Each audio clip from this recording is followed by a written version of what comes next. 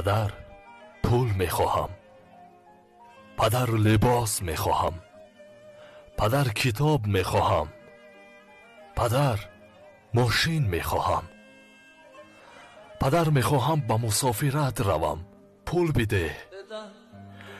پدر پول برای دانشگاه، پدر پدر پدر.